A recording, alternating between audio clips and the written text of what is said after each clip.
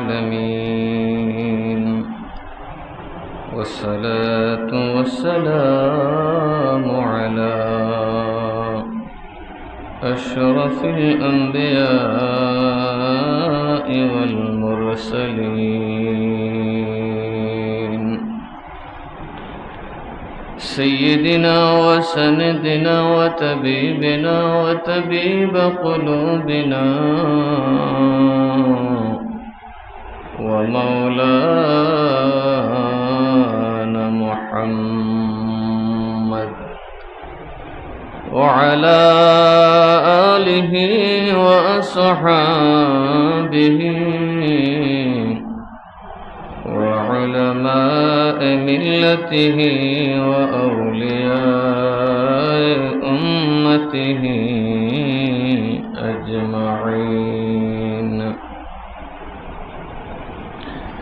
أما بعد فقد قال الله تعالى في شان حبيبه ومحبوبه مخبرا وآمرا إن الله وملائكته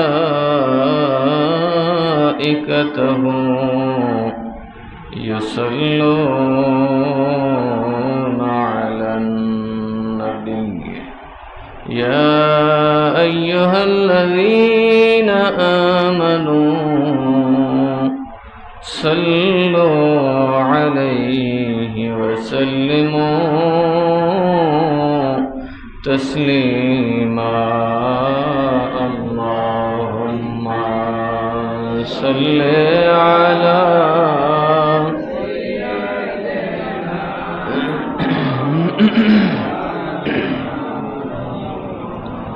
وعلى آل سيدنا مولانا দিবানিশি মনরে আমার আর দিও না যন্ত্রণা দিবানিশি মনরে আমার আর দিও না যন্ত্রণা ধনে যদি হইতাম ধনী ধনে যদি হইতাম ধনী যাইতাম সোনার মদিনায়।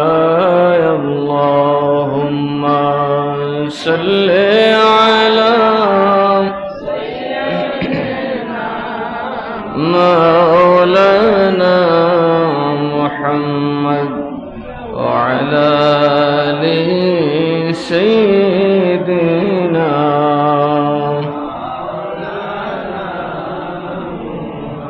لا إله لا إله إلا الله إلا الله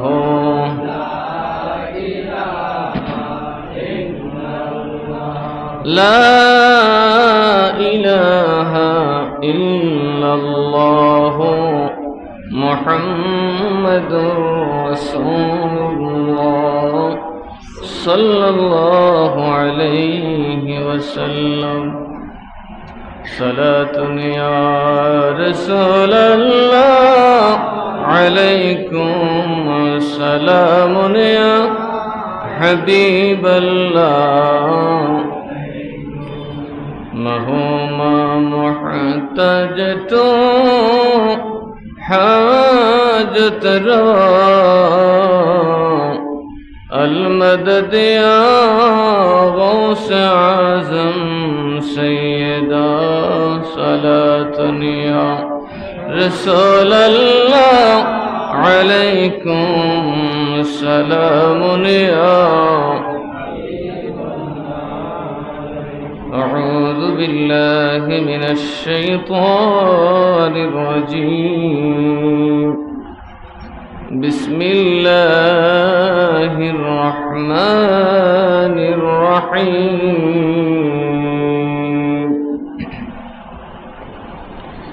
وإن يتفرقا يغن الله كلا من سعته وكان الله واسعا حكيما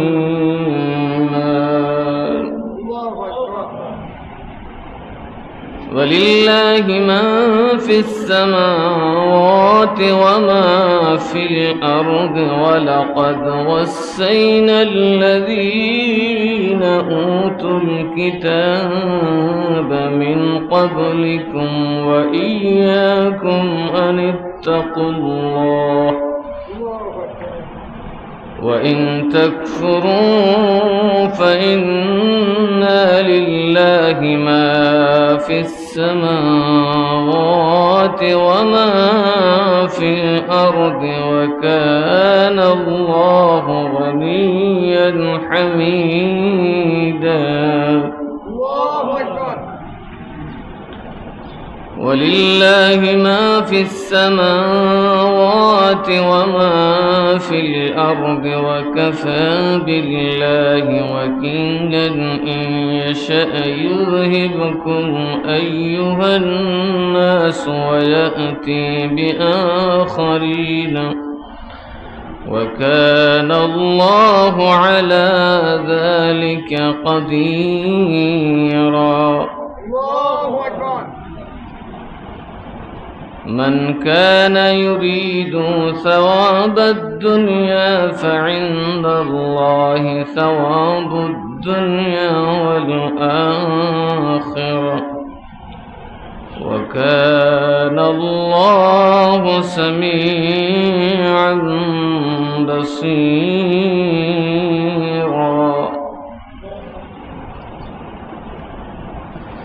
صدق الله المولانا العظيم وصدق رسوله النبي الحبيب الكريم ونحن على ذلك من الشاهدين والشاكرين ربي صل وسلم وبارك عليه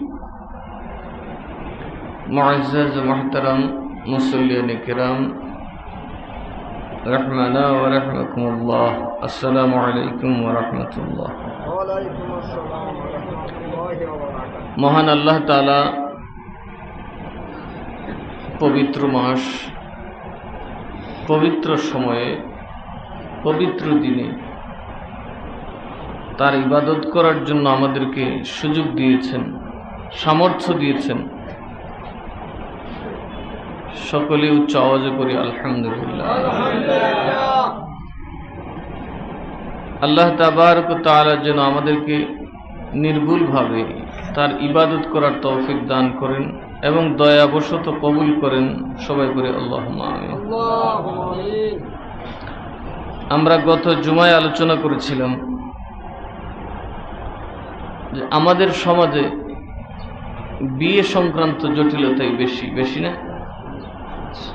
দেখবেন আদালতে সকল মোকদ্দমা বা মামলা এক জায়গায় করলেও নারী নির্যাতন মামলার সমান হবে না। আবার নারী নির্যাতন মামলা যদি সব কটা এক জায়গায় করেন 90% দেখবেন মিথ্যা, 90% দেখবেন মিথ্যায় ঘেরা। এইগুলা দিয়েই আদালত চলতেছে। আর এই 90% ভিতরে বেশিরভাগ দেখবেন সাংসারিক ঝামেলা, হয়তো স্বামী স্ত্রীতে বনিবনা হয় না, এই ধরনের মামলা মোকদ্দমায় বেশি। পাশাপাশি আদালতে যে কটা খুনের মামলা, হত্যার মামলা, বেশিরভাগের পেছনে দেখা যায় দুইটা কারণ থাকে, হয়তো অর্থ নয়তো নারী। এই নারী সংগঠিত খুন খারাপের মধ্যেও বেশিরভাগ দেখা যায় স্বামী স্ত্রীতে অমিলের কারণে এই ঘটনাগুলা ঘটে। আর ধর্ষণ মামলার কথা তো এটা তো সরাসরি নারী ঘটিত কারণেই হয়। তো আমাদের আদালতে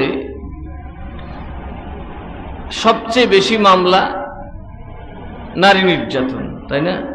মানে নারী সংক্রান্ত মোকদ্দমাই আমাদের আদালতে সবচেয়ে বেশি। এক নম্বর নারী নির্যাতন, দ্বিতীয়ত ধর্ষণ, তৃতীয়ত স্বামী বা প্রেমিক কর্তৃক খুন হওয়া। নানান দিক থেকে বিবেচনা করলে দেখা যায় আদালতের মোকদ্দমার 90% নারী ঘটিত ব্যাপার নিয়ে, মাত্র 10% আমার আপনার। এর মানে কি? নারীরা যদি সমাজে সুস্থ থাকে, নারীরা যদি সমাজে নিরাপদ থাকে, নারীদেরকে যদি তাদের আওতা, তাদের গণ্ডি বোঝানো যায়, নারীরা যদি এই সমাজে উপযুক্ত মর্যাদা পায়, তাহলে এদেশের মামলার 90% এমনিতেই কমে যাবে।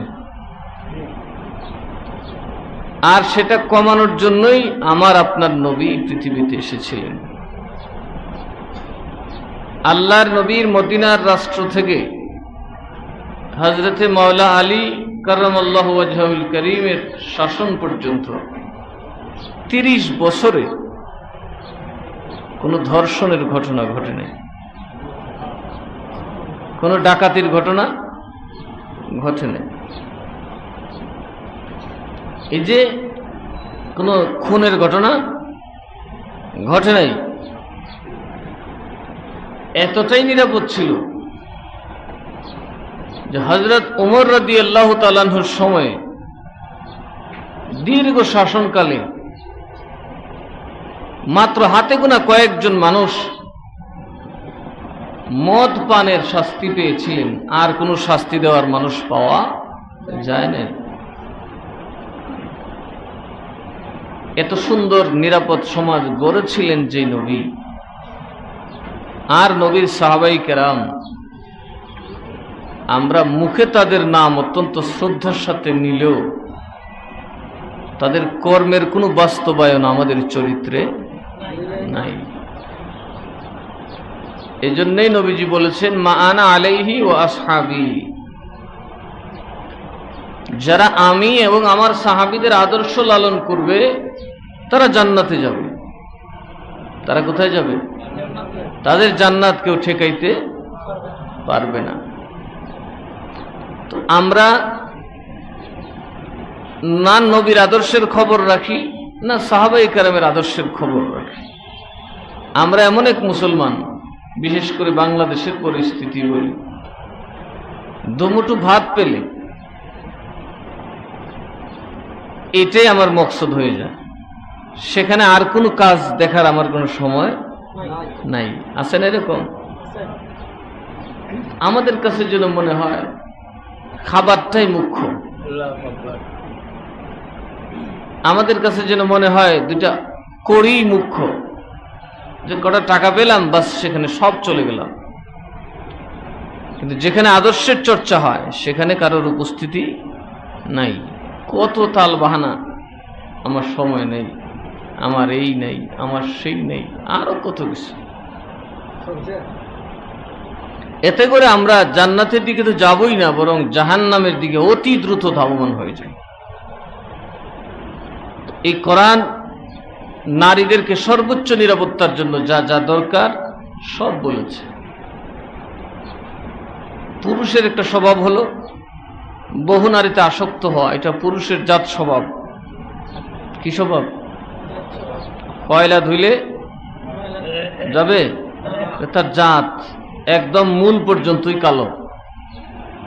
সুতরাং একে ধুইলে যে কালো রং যাবে, এর অস্তিত্ব শেষ হওয়ার আগে এই আশা করার সুযোগ নাই। আল্লাহ মানুষ বানিয়েছেন, এই জন্য পুরুষের একটা জাতি স্বভাব হলো কি, বহু নারীতে আসক্ত। একদম বৃদ্ধ হয়ে গেল যুবতী নারী বিয়ে করতে চায়, আছে না এরকম? লাঠি দিয়ে ভর করলে যদি বলেন একটা জোয়ান মাইয়া বিয়ে করাই দিই, বলে ঠিক আছে, চলতারবি নি কইটা ভরের আলাপ, চোখ তো দেখতাম পারুন। এটা পুরুষের জাত স্বভাব, এটার মধ্যে ব্যাখ্যা করার কোনো সুযোগ নাই। এর বিরুদ্ধে জহুদ আপনাকে করেই যেতে হবে। আসাদুল জেহাদ জেহাদানিল হাওয়া, নফসের বিরুদ্ধে জেহাদ করতে হবে। খাটে না, যা বনে না, তার দিকে নজর না দেওয়াটাই হচ্ছে আল্লাহওয়ালাদের আলামত।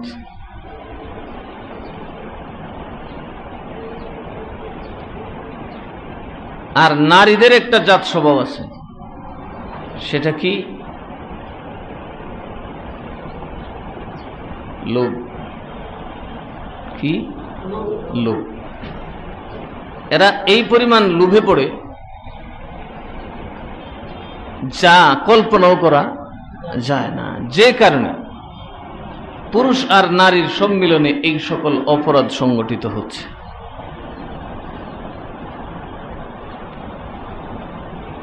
পুরুষের একটা স্বভাব, জাত স্বভাব, এটার পিছনে দৌড়ে, আর ওদের জাত স্বভাব হচ্ছে যেদিকে সময় ভালো দেখবে ওইদিকে দৌড়ে।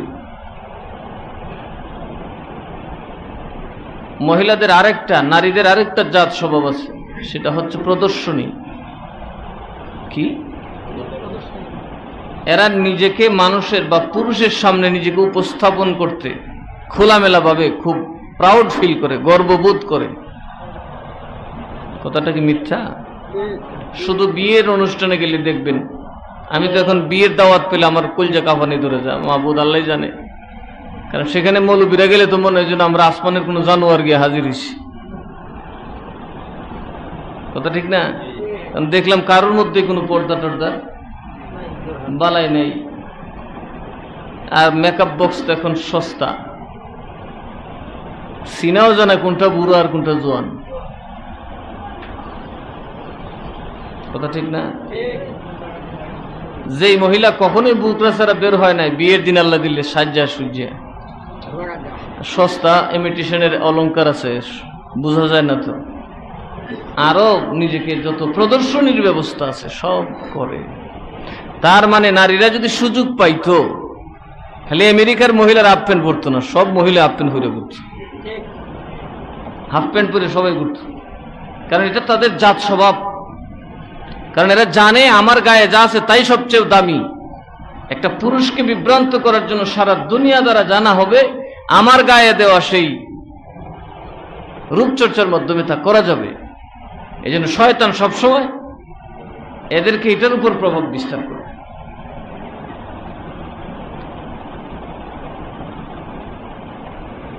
এই সকল কারণেই মূলত আরবের এই বিশৃঙ্খল, বা বিশ্বের তখন এই বিশৃঙ্খল পরিবেশ ছিল। পুরুষ নারীর রূপ যৌবন শেষ হলেই অন্যদিকে মুখ করত। এই সকল ব্যাপারে আল্লাহ তাআলা বলেছেন যে না, যা মনে চায় তাই তুমি নারীর সাথে করতে পারো না। আরবের মানুষ, পুরুষরা নারীকে যথেচ্ছ ব্যবহার করত। যেমন হয়তো চাচাতো বোন বা খালাতো মামাতো বোন, বিরাট বড় লোকের মেয়ে, বড় লোক মারা গেছে, ও হয়ে গেছে এতিম, তো ওর গার্ডিয়ানকে ওরা যদি দেখতো এটা কালো, বিয়ে করতো না। আবার বিয়ে দিত না, দিবার জন্য দিত না, কারণ হইলে মাল যাইব আরেকজনের হাতে। কালো দেখে নিজে বিয়ে করতো না, বা দেখতে সুশ্রী নয় এই জন্য বিয়ে করতো না। আবার মালটা আরেক জায়গায় চলে যাব, এটাও তারা বরদাস্ত করতো না, তো এটারে আটকে রাখতো। আবার যদি একটু দেখতে সুন্দর হইতো বিয়ে করতো, কিন্তু তার সাথে কোনো সদাচরণ করতো না, ভালো ব্যবহার করতো না, কারণ সে তো তাকে বিয়ে করে নাই, মালকে বিয়ে করছে। এখন হাল জমানায় বলুন তো, আমরার দেশে মানুষ কি নারীকে বিয়ে করে না যৌতুককে বিয়ে করে? তার মানে কি আমরা মুসলমান কি মুসলমান না আবু জাহেলের দল? টুপি টাফি আমরা উম্মতে মুহাম্মদী, কিন্তু আমাদের কলব, আমাদের নফস এখন আবু জাহেলের নফসের উপর। তো যার নফস, যার আত্মা আবু জাহেলের সাথে, তার আত্মা কি জান্নাতে যাবে? তরিকতের ভাষ্য কি? তোমার আত্মা তোমার পীরের আত্মার সাথে থাকবে, তোমার পীরের আত্মা তার পীরের আত্মার সাথে থাকবে, তার পীরের আত্মা তার পীরের আত্মা, এইভাবে মিলতে মিলতে রসুলে পাকের নূর মুবারকের সাথে মিলবে। তাহলে না তুমি জান্নাতে যাবে। আর আমরার আত্মার অবস্থান কি? পীর যদি যায় মক্কার দিকে, মুরিদের আত্মা যায় গয়াকাশির দিকে, তা ঠিক না? তো এই জাতের আত্মা লইয়া কি পিশাবকে কিয়ামতের দিন পাওয়া যাবে? পীরের কোনো দোয়া, পীরের কোনো সাহায্য আপনি আশা করতে পারেন না। আরো ফতে কাটে ঘুরবে আর কইব মুরিদ তো ইসলাম, কিছু হইলাম না। আছেন এরকম? আপনি আপনাকে আপনার রসুলের উপযুক্ত বানাইতে হবে। অটোমেটিক ফর্মা মিল থাকলে যেমন একটার সাথে আরেকটা মুখ মিলে যায়, একটা পাইপের সাথে আরেকটা পাইপের জোড়া দিতে দিতে একদম 1000 মাইল যাওয়া যায়, আপনার চরিত্র, আপনার দিনিয়াত যদি নবীর অনুসরণে অনুকরণে হয়, ওটু আপনি আল্লাহর রসুলের আত্মার সাথে মিশে যাবেন, যেটাকে বলা হয় ফানাফির রসুল। ফানাফির রসুল। এখন দেখা যায় যে আমরা সবাই কেমন জানি আবু জাহেলের আত্মার সাথে মিশে যাচ্ছে। কার আত্মার সাথে? আবু জাহেলের আত্মার সাথে। যাদের আত্মা আবু জাহেলের সাথে, যাদের আত্মা ফেরাউনের সাথে, যাদের আত্মা নমরুদের সাথে মিলবে, তারা কিয়ামতের দিন ফেরাউন এবং নমরুদের সাথে উঠবে। এইবার গনে বসে দেখেন আমরা কয়জন কোন অবস্থায় আছি।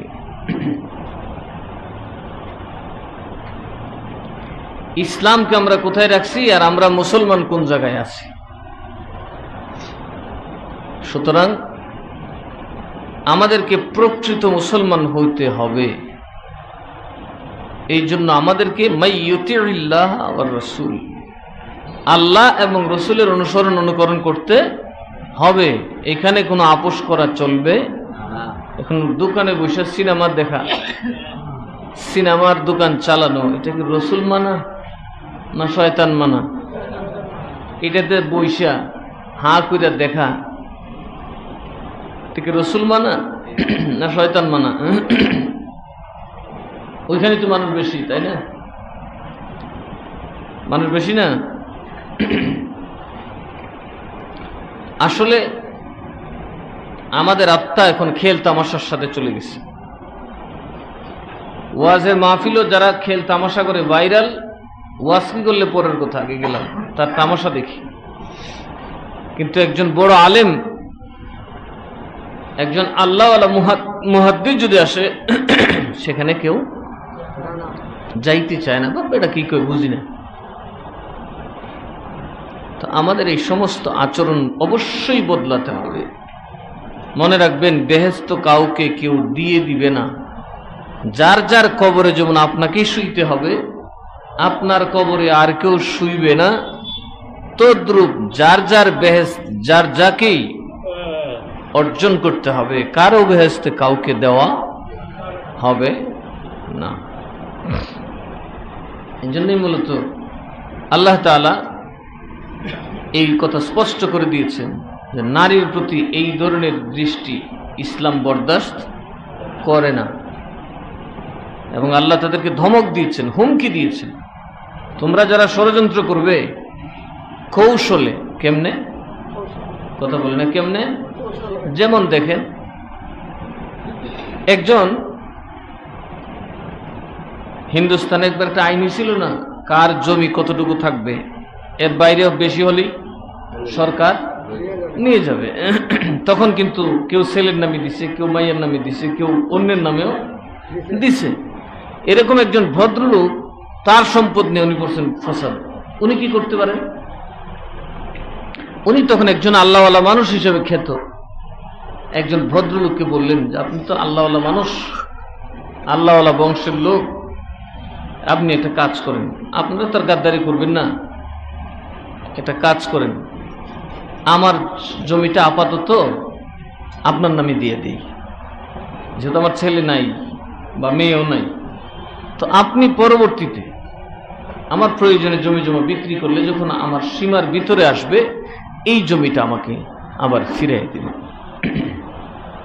চলে গেল 15 থেকে 20 বছর। 20 বছর পর উনি যায় বললেন যে ভাই, জায়গাটা তো আমার, আপনি এটা কবে ফিরিয়ে দেবেন?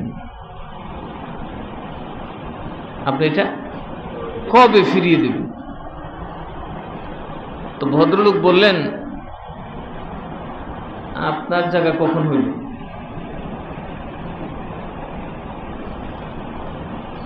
কাগজ আমার, খরিদ সূত্রে আমি মালিক, আপনি আবার কবে মালিক হলেন? ঠিক আছে। উনি বললেন, আস্তাগফিরুল্লাহ, এটা কি বলছেন আপনি? আমি না দিলাম আপনাকে শর্তের উপর। নদীর জল অনেক দূর গড়ালো, এক পর্যায়ে তারা কোর্টে উঠলেন। কিন্তু তাদের বংশে কেউ কখনো মিথ্যা বলে না, অত্যন্ত উঁচু বংশের মানুষ। যাদের বংশে ডজনের ডজন আল্লাহর ওলি, মিথ্যা তো বলবে না। মিথ্যা বললে তো বংশের ইজ্জত যাবে। ওনাকে যখন কোর্ট বলল, তিনি একটা উত্তর দিলেন, আমি কানুনান মালিক। কি মালিক? আইনি মালিক। আইনে আমি কি মালিক? জিজ্ঞেস করে, আসলে কি আপনি জায়গার মালিক? হ্যাঁ, আমি কানুনান মালিক। কানুনান বুঝছেন? আইন কার মালিকানা বলবে? যার নামে দলিল তার নামই তো বলবে। উনি কিন্তু খুব কৌশলে কথাটা এড়িয়ে গেলেন। নিজে মালিক সেটাও বললেন না, আবার মালিক নই সেটাও বললেন না, কানুনি মালিক। কানুনের আদালত তো কানুনের উপরে রায় দেবে, কথা ঠিক না?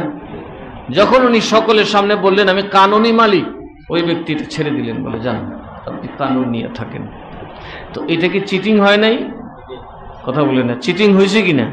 তো এরকম কানুনি চিটিং আমাদের মধ্যে আছে না নেই? কানুনি বাটপারি আছে না নেই? আল্লাহ বলেন, তোরা যা কানুনি বাটপারি করস, এই বাটপারি আমি খেয়াল রাখি। আমার কাছে ওই কানুনি বাটপারির জবাবও দিতে হবে, কারণ আমি কোর্টের লয়ার নই যে তোমার মুখ থেকে শুনে আর কাগজ দেখে কথা বলতে হবে। আমি সেই হাকামুল হাকিমিন, যিনি তোমার সকল কর্ম, তোমার সকল কাজ আপন চোখে দেখেছি, এবং আমি তোমার চতুর্পাশ বেষ্টন করে রেখেছি, আমাকে ফাঁকি দেওয়ার কোন সুযোগ নাই। আর তোর জন্য তোমার গায়ে আমি কয়েকটা সাক্ষী রাখছি, আমি কিয়ামতের দিন তোমার মুখটা বন্ধ করে দেব। গোটা পৃথিবীতে যে মুখ দিয়ে সাক্ষ্য নেওয়া হয়, আমি সেই মুখ দিয়ে সাক্ষ্য নেব না, তোমার হাত আর তোমার পা সেদিন আমি আল্লাহর দরবারে সাক্ষী দেবে। সুতরাং এই আরবের মানুষ মহিলাদের সাথে কানুনি সিস্টেম করত, বিয়ে করত, বাস এটার একটা বেড়ায় ফেলাইছে। উদ্দেশ্য নাই নারীকে মর্যাদা দেওয়া, না তাকে সুখ দেওয়া, বরং উদ্দেশ্য তার দৌলতটাকে, তার সম্পদটাকে কব্জ করে নেওয়া। আল্লাহ এদের ব্যাপারে সাংঘাতিকভাবে খবরদারি করেছেন, যদি ওইভাবে না নিতে পারো সাবধান, দৌলত দিয়ে নারীকে অপদস্থ করার সব ক্ষমতা বা অধিকার আমি আল্লাহ কাউকে দেই নেই। এই জন্য আল্লাহ বলছেন যে তোমরা যারা কয়েকটা বিয়ে করে ফেলি, আরেকটা বদ স্বভাব আছে, যারা মনে করে যে আমার যখন চোখ খারাপ বিয়ে করতে চাই, বিয়ে করলে তোর দোষ নাই, কথা কেনা এরকম আছে না নাই? তাই বিয়ে কয়টা করবেন? আল্লাহ তো 60টার কথা কইছে। তো আল্লাহ যদি 60টার কথা বলে থাকে, কেউ কেউ তো এমন করা শুরু করছে, কয়টা করছে নিজেও কইতে পারে না, আছে না নাই?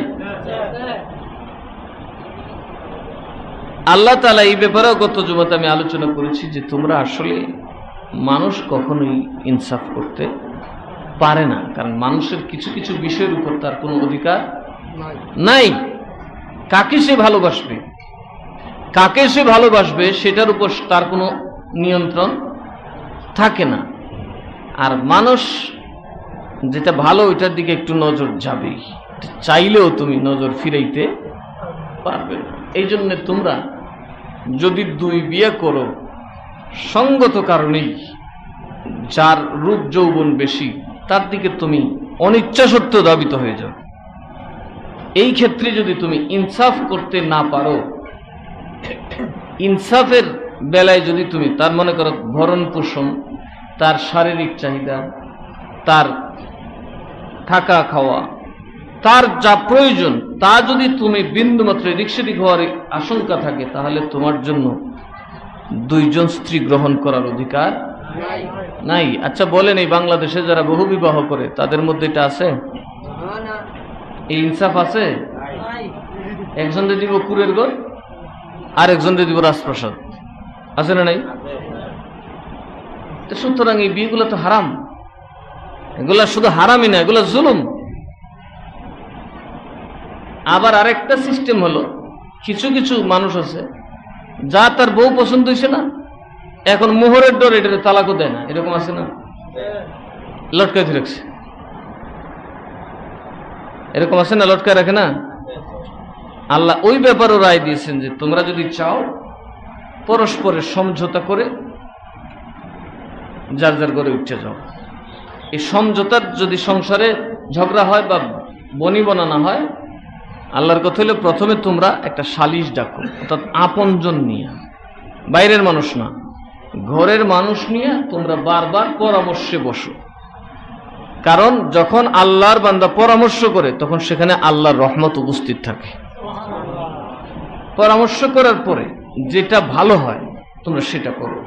যদি সম্ভব হয় আমি আল্লাহ জোড়া লাগানোর পক্ষে, আর যদি অসম্ভব হয় মোকদ্দমা না করে, মারামারি না করে, ইজ্জত মারামারি না করে তোমরা পরস্পরে মিলে আপোষ চুক্তিতে যার যার ঘরে উঠে যাও। নিশ্চিত জেনে রেখো আমি আল্লাহ এর চাইতে উত্তম প্রতিদান দান করব। তার মানে স্বামীকে আল্লাহ বলতেছেন তুমি তার চাইতে ভালো স্ত্রী পাবে, স্ত্রীকেও বলতেছেন তুমি যদি সবর করো তুমি তার থেকে ভালো স্বামী পাবে। তবুও তোমরা কি করবে না, এই মিথ্যা মামলার পিছনে দৌড়াবে না। নিজের সম্পদ এই কালা কুর্তা পরে না উকিলদের পিছনে খরচ করবে না, ধ্বংস হয়ে যাবে তোমরা। ঘুষখোর সুদখোরদের চক্করে পড়ে যাবে তোমরা। কথা ঠিক না বেঠিক? এই আমাদের দেশের আইনের সাথে যারা জড়িত, আইনের শাসক প্রশাসক, ঘুষ খায় না এরকম কেউ আছে? আমার জানা মতে নাই। এরাও বাধ্য হয়ে খাইতে হয়, যে খাইতে চায় না তার চাকরি টিকে না। যে ব্যক্তিটা ভালো মানুষ, যে আমি খাবই না, ঘুষ নেব না, তার চাকরিটা থাকবে না, কারণ তার বস তো তার গলা চেপে ধরছে। মানে হইল যে কারেন্টের চাকরি করে এর জন্যই সবচেয়ে বড় বিপদ ঘুরে। কথা ঠিক না? কয়জন সাধারণ মানুষ কারেন্টে লেগে মরে, কিন্তু ইলেকট্রিশিয়ানই বেশিরভাগ কারেন্টে লেগে মরে।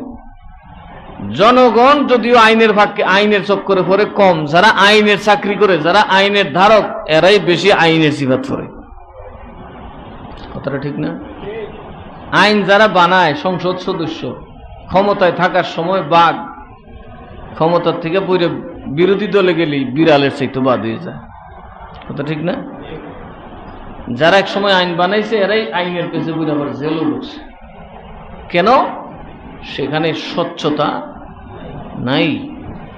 একমাত্র স্বচ্ছ আইন হচ্ছে আল্লাহর কোরআন, রাসূলের সুন্নাহ। এখানে কারো মুখ দেখে, কারো চোখ দেখে, কারো দল দেখে আইন করা হয় নাই।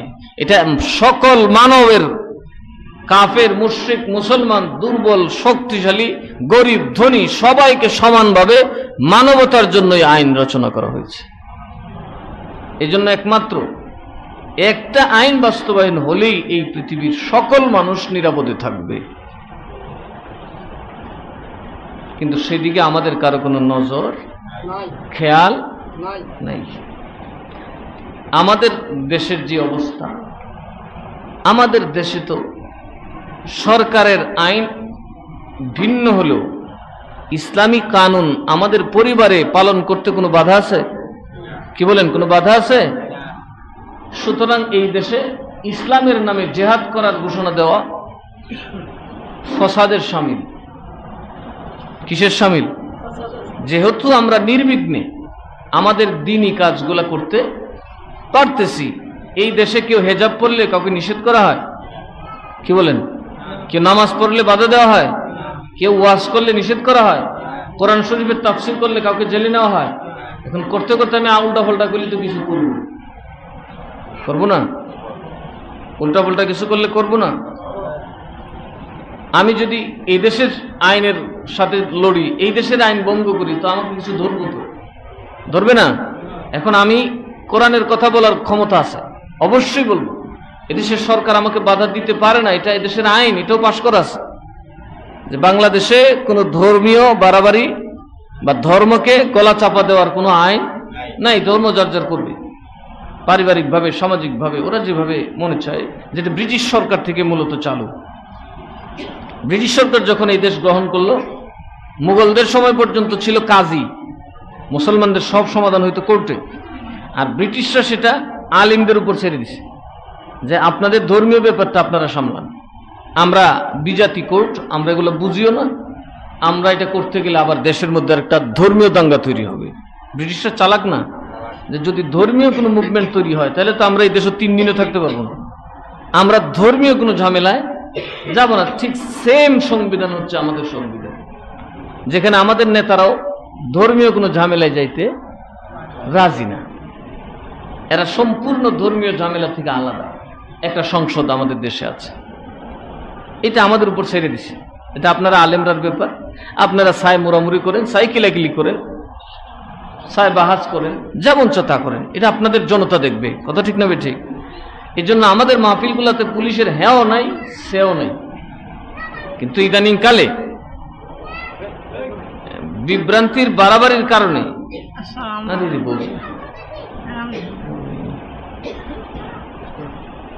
বিভ্রান্তি চরম পর্যায়ে ওঠার কারণে আমাদের মধ্যে কিছু সন্ত্রাসী গোষ্ঠীর আবির্ভাব হয়েছে। ঠিক না ঠিক?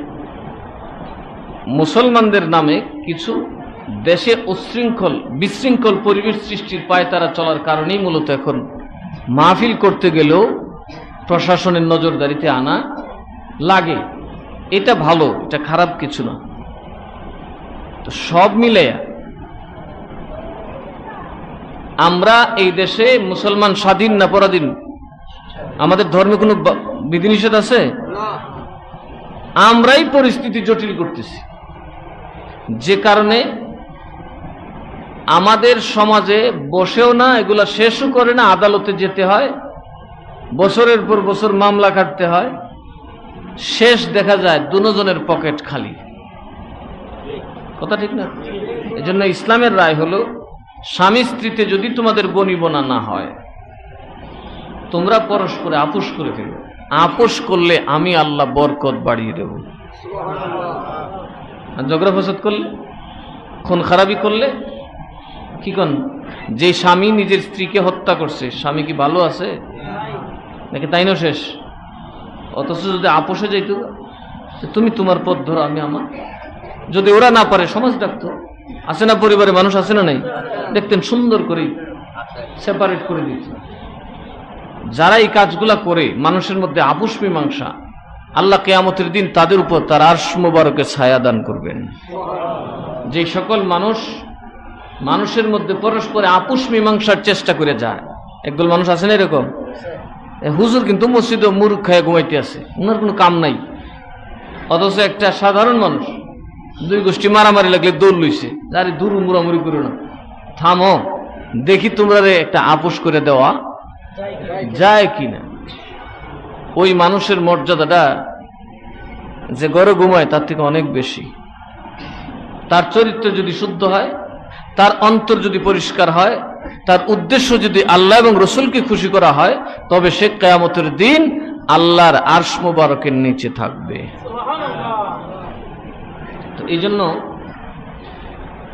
আমাদের পারিবারিক সমস্যা আমরা সমাধান করি না, কোর্ট পর্যন্ত কেন যায়, সেটার একটা বড় কারণ হলো আমাদের অহংকার, জেদ, অহমিকা।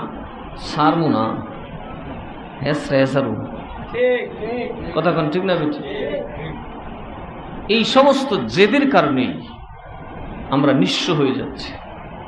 দেখবেন যারা জেদ করে, মারামারি করে, ফসাদ করে, এরা প্রচুর রোজগার করে, কিন্তু এদের হাতে থাকে না। কারণ এই ডাইনে দেয়, বামে দেয়, দিতে দিতে দেখা যায় এগুলা থাকবে না। সুতরাং আমরা যেন আমাদের আত্মাকে নবীর আত্মা মুবারকের সাথে সেট করি, আর আমাদের আত্মা যেন আবু জেহেলের সাথে গিয়ে মিশে না। এই জন্য তরিকতের ভাষায় এটাকে বলা হয় ফানাফি শেখ। কি বলা হয়? ফানাফি শেখ। ফানাফি শেখ মানে পীর সাহেবের চাল চলনকে মুরিদ এমনভাবে রপ্ত করে, পীরের আচার আচরণকে মুরিদ এমনভাবে রপ্ত করে বা এমনভাবেই তার মধ্যে নিয়ে নেয় যে শুধু চেহারা বিনে আর শরীরের আয়তন বিনে বুঝার অবস্থা নাই যে কে পীর আর কে মুরিদ। কথা ঠিক না? যেমন সৈয়দ ইরফান শাহ রামপুরি রহমতুল্লাহ আলাইহি উনি লিখছেন যে মিরান শাহ হুজুরের যে মুরিদ ছিল, বলে যে শুধু দৈহিক বেশকম ছাড়া, আকৃতির বেশকম ছাড়া মুরিদ আর পীরে যখন নামাজে দাঁড়াইতো কার নামাজ বেশকম বোঝা যেত না। মনে হইতো মুরিদের নামাজই পীরে পড়তেছে, এমন ভাবে একজন পীরকে একজন মুরিদ মানত। আমরার মুরিদের অবস্থা কি? পীর জীবনে কিছুই করেন নাই, জীবনের 84 বছর ব্যয় করছেন মুরিদের জন্য। আমরা পীররা কতটুকু সময় মুরিদের জন্য ব্যয় করি, আর মুরিদরা আমাদেরকে কতটা অনুসরণ করে।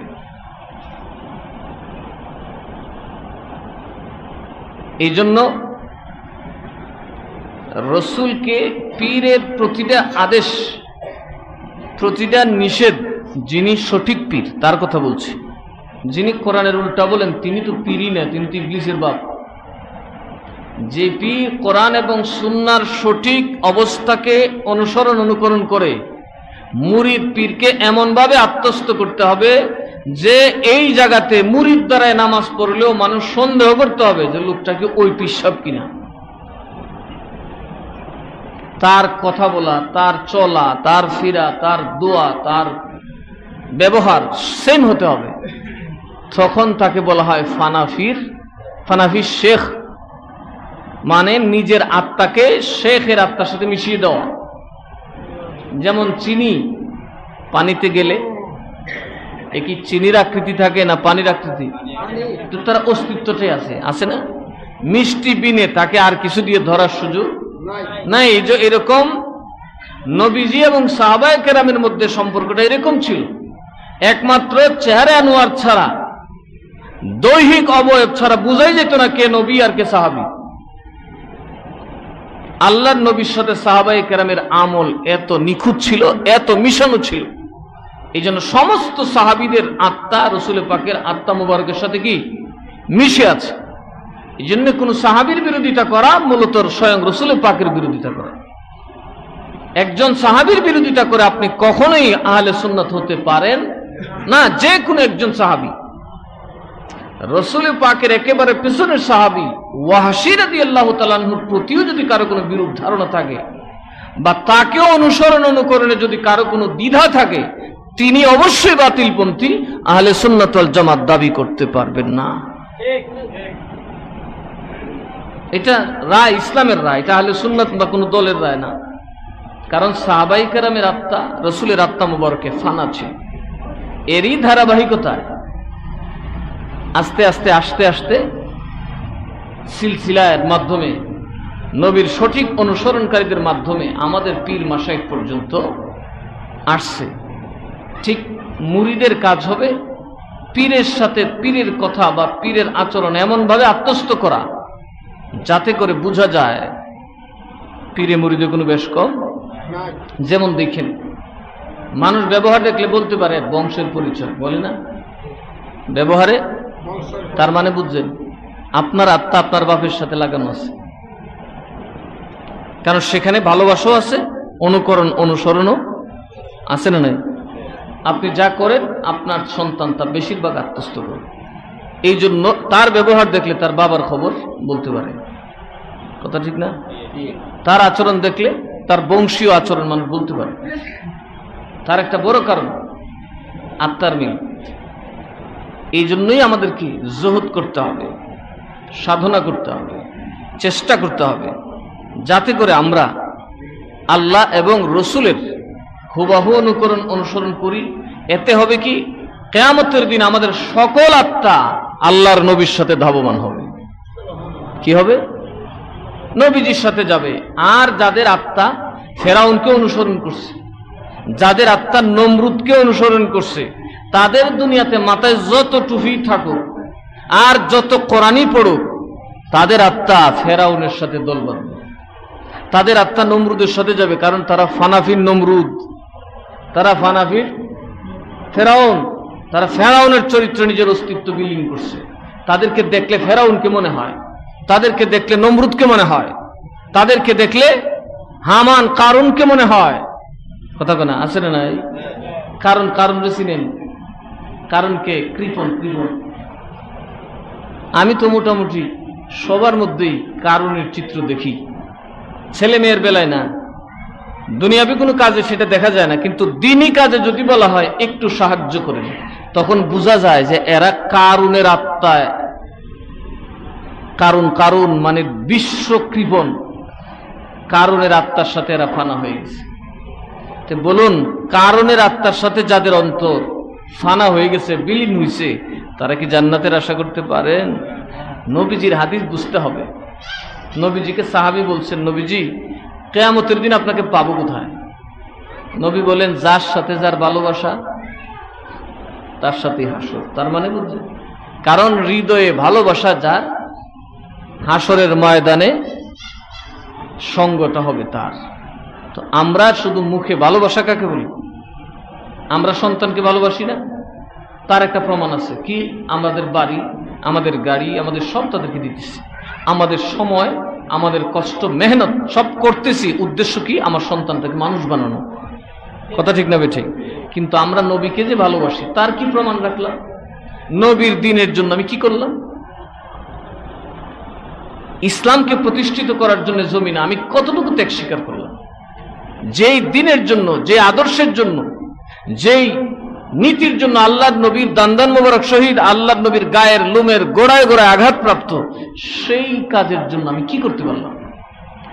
অথচ আমি আমার বাবার জন্য আমি কি করতে পারলাম? আমার সন্তানের জন্য যা করতে পারি তাকে আমার বাবার জন্য করতে পারি?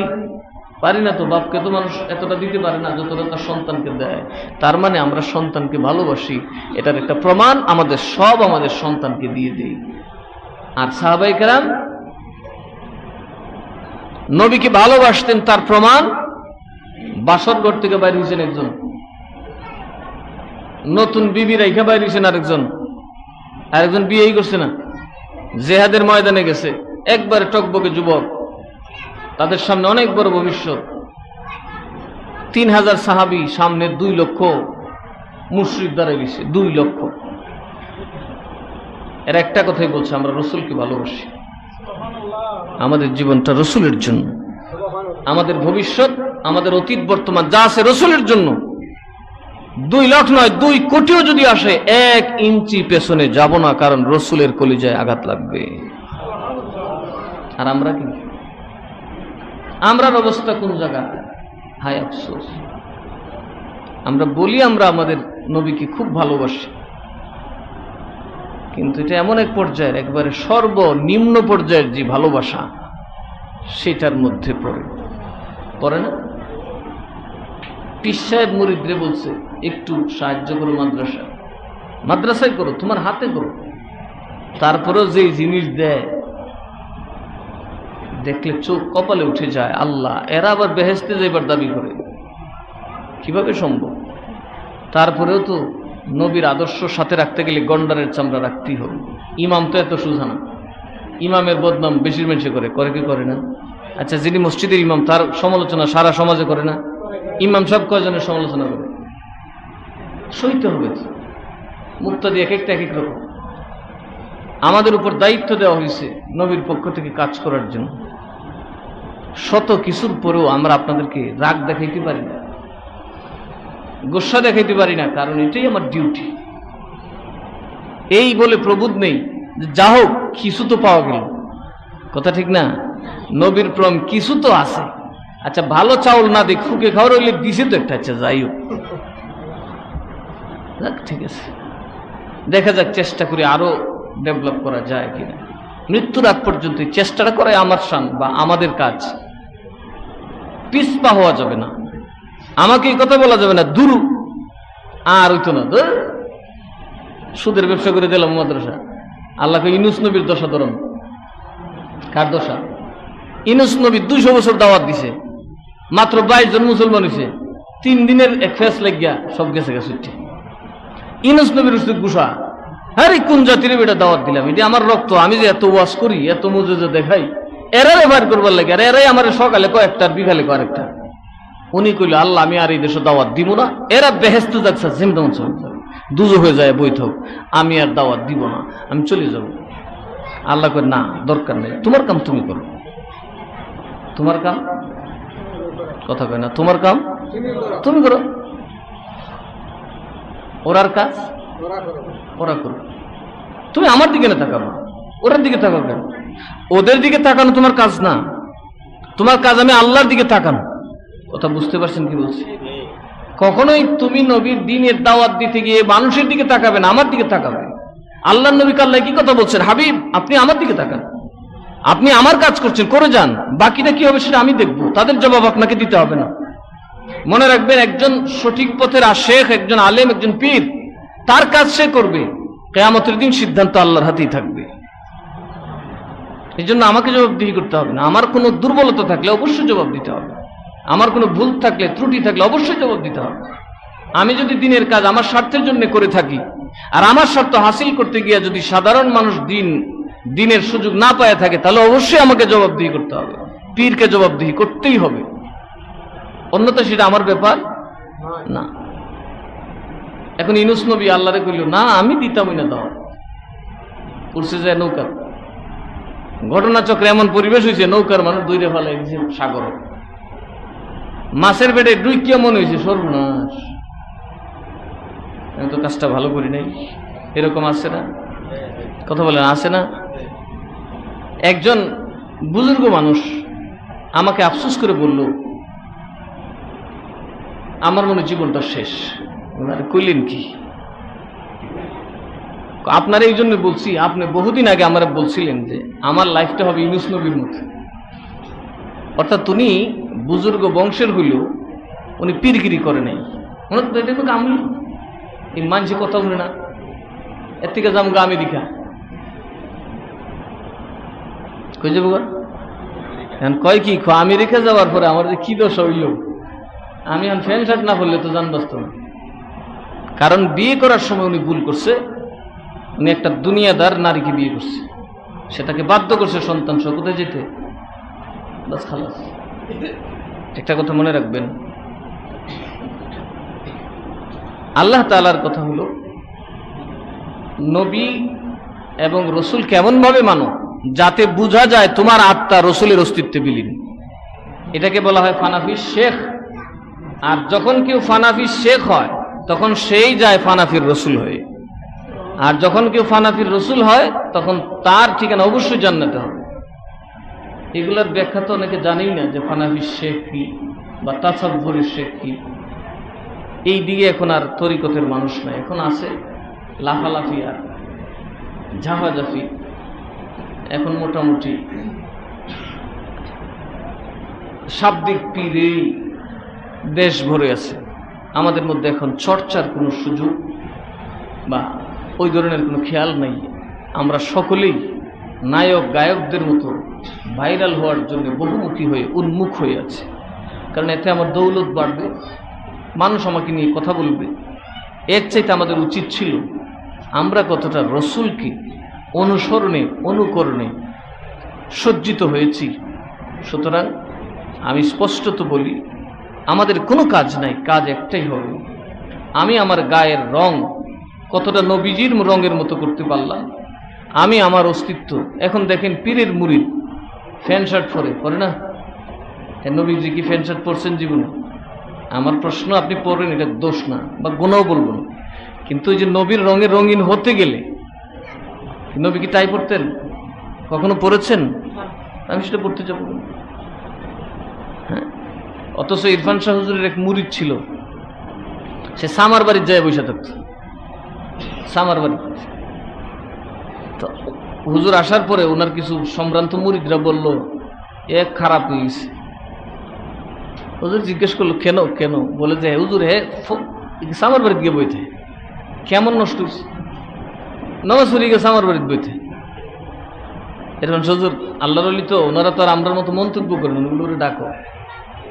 তো এই বেটাটা ডেকে আনছে, তার হালটা একটু ফকিরি টাইপের আর কি, একটু নির্জনে চলত। তো হুজুর জিজ্ঞেস করলেন, কিরে বাবু তুমি যে এই সামার বাড়িতে বসে থাকো? হুজুর সামার বাড়িতে যে বইয়ে থাকি এমনি বসে থাকি না, সামাররা যে কথা কয় কেমন জানি আপনার বাসার লাহান লাগে। আপনি যে কথা কন হিন্দুস্তানি ভাষা, এটা যেমন বুঝি না, এর ভাষাটাও বুঝি না, দুইটা মিলে কিরকম কিরকম জানি লাগে, এক জাত লাগে। এর লিগে আমি এনে গেলে আপনার কথা মনে হয়, আমি এরার ভাষা শুনি আর সারাদিন আপনার ধ্যানে বসে থাকি। এর নাম হচ্ছে তাসাব্বুরের শেখ। আর এখনকার মুরিদ কোন দেশে আর পীর কোন দেশে আল্লাহই ওয়ালা জানেন। আল্লাহ তাআলা আমাদেরকে বুঝার তৌফিক দান করুন। আমি আপনাদেরকে কটা মাসালা বলে দিই। কোরবানি আসতেছে না? কোরবানি যদি গরু দেন তাহলে 2 বছর, ছাগল দিলে 1 বছর, উট তো নাই 5 বছর। এই কোরবানি দেওয়ার ক্ষেত্রে গরুর বয়স অবশ্যই বিবেচ্য। 2 বছর না হলে কোরবানি শুদ্ধ হবে না। তবে ছাগল, ভেড়া বা দুম্বার বেলায় যদি 6 মাসেরটাও 1 বছরটার মতো মোটা তাজা হয়ে যায় তাহলে হবে, অর্থাৎ এটা মোটা তাজা হয়ে গেলে হবে। আর একটা গরুতে 7টা শেয়ার করবেন, আর একটা ছাগলে 1টা। আরেকটা কথা মনে রাখতে হবে, কুরবানির পশু যেন কোনোভাবেই খুঁতযুক্ত না হয়, যেমন কান নাই, তারপরে আপনার কি কয় লেজ নাই, লেজের 3 ভাগের 2 ভাগ না থাকলে সেটা দিয়ে কোরবানি বিশুদ্ধ হবে না। যেমন ছুরির গরু কোরবানি হবে না। কোরবানির গরুর যে বিশেষ করে যদি জন্মগতভাবে শিং না থাকে তাহলে এটা দিয়ে কোরবানি হবে, কারণ এটা জন্মগতভাবে শিং ছোট বা নাই। কিন্তু যদি কোনো গরুর শিং থাকে আর তার 3 ভাগের 2 ভাগ ভাঙা থাকে তাহলে ওইটা দিয়ে কোরবানি সমীচীন হবে না। তারপরে এগুলো কোরবানির আরেকটা মশলা, যে কোরবানির যে গোশত ওইটা আপনি 3 ভাগ করতে পারেন। একটা ভাগ আপনার গরিব আত্মীয় স্বজন, ধনী আত্মীয় স্বজন না, গরিব আত্মীয় স্বজন। আর যদি বলেন যে হৃদ্যতা বাড়বে, কোনো ধনী আত্মীয় স্বজনকে আপনি দিতে পারেন। আত্মীয় স্বজনের মধ্যে ওই ব্যক্তিকে আগে দিবেন যে ব্যক্তিটা অভাবী, আপনি জানেন কিন্তু সে অভাব প্রকাশ করে না। এরকম আছে না, অভাবী কিন্তু সে অভাবটা বলে বেড়ায় না, এরকম যথেষ্ট মানুষ সমাজে আছে। আল্লাহর নবী বলেন ওদেরকে দান করাটা সবচেয়ে শ্রেষ্ঠ দান হবে, কারণ ওরা খুব লাজুক মানুষ, মর্যাদা সম্পন্ন মুসলমান, এদেরকে তোমরা দান করবে, এটা খুব কাজে লাগবে। এগুলো খুঁজে বের করবেন।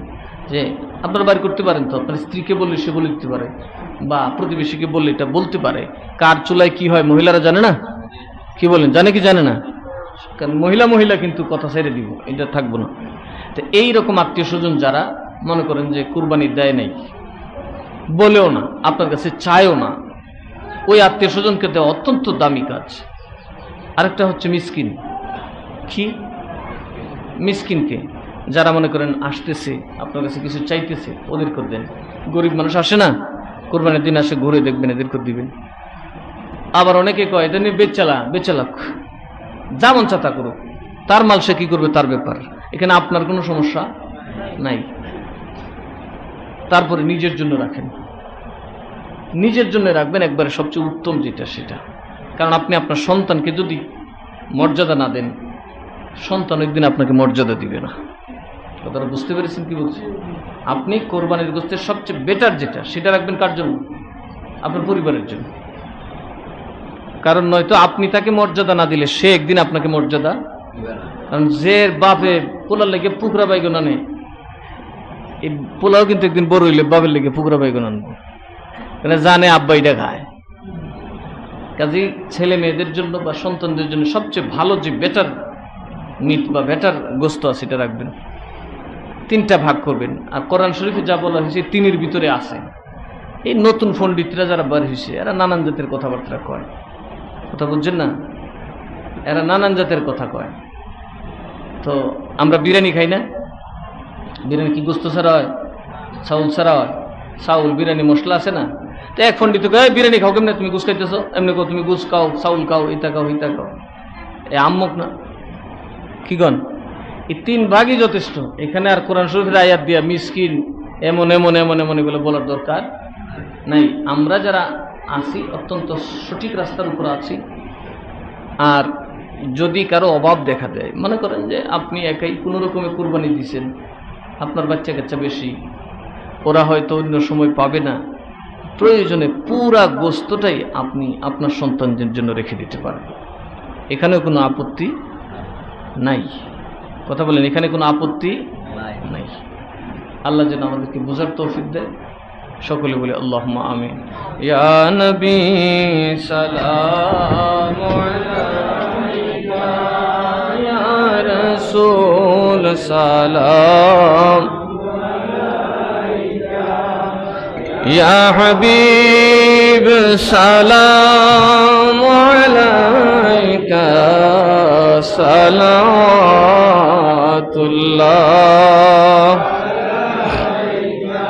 हबीबी सईदी या रसूल अल्लाह, आका सैयद या हबीब अल्लाह, वास्ता आले नबी का सदक़े खैरुन निसा का, और शहीद करबला का गम न हो रोज़े जज़ा का। या नबी सलाम अलैका, या रसूल सलाम अलैका, या हबीब सलाम अलैका, सलावतुल्लाह।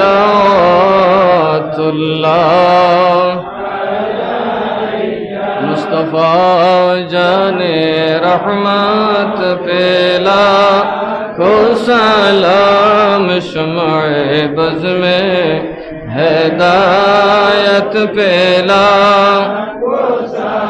गौसे आज़म इमाम तुक़ा वन्नुक़ा, जलवाए शान कुदरत पेला को सलाम। मुस्तफ़ा पेला को सलाम, शम्अ बज़ में हिदायत पेला।